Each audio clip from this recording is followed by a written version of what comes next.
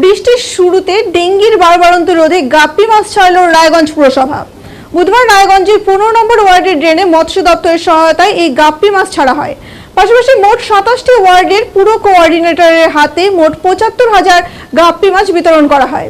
ইতিমধ্যে রায়গঞ্জ শহরে প্রায় 8 জন ডেঙ্গি আক্রান্তের হদিশ মিলেছে বলে পুরসভা সূত্রের খবর। যদিও তার চিকিৎসার পর বর্তমানে সুস্থ আছেন বলে জানা গেছে। সেই সঙ্গে পরিবেশ ও পরিচ্ছন্নতার জন্য বার্তা দেওয়া হলো বলে পুরসভার তরফে জানানো হয়েছে।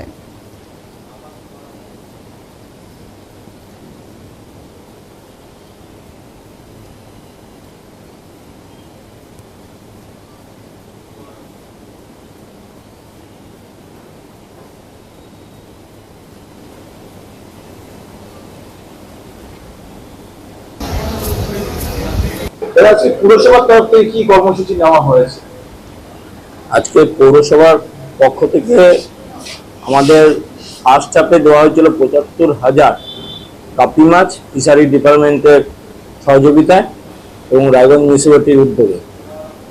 আজকেও আবার আমরা 75,000 গাপ্পি মাছ প্রত্যেকটা ওয়ার্ডে আমরা দিলাম।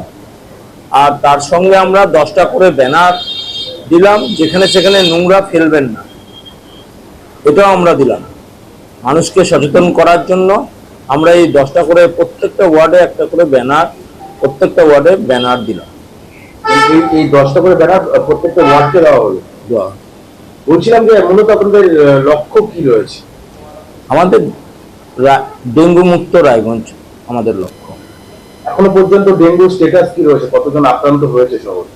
এখন পর্যন্ত আমাদের ডেঙ্গু আক্রান্ত হচ্ছে 8 জন। সকলে কি এখন সুস্থ রয়েছে? সবাই সুস্থ, ভালো আছে তারা। আরেকটা জিনিস বলছি, আপনারা ডেঙ্গু সচেতনতা বিভিন্ন সময় প্রচার করেছেন, কিন্তু দেখা যাচ্ছে রায়গঞ্জ শহরের যে নিকাশি ব্যবস্থা, সেই নিকাশি ব্যবস্থায় তো ঠিক নেই। বিভিন্ন জায়গায় জল জমে রয়েছে, সেখানে ডেঙ্গু লার্ভা তৈরি হচ্ছে। এই বিষয়ে আপনারা কি পদক্ষেপ নেবেন?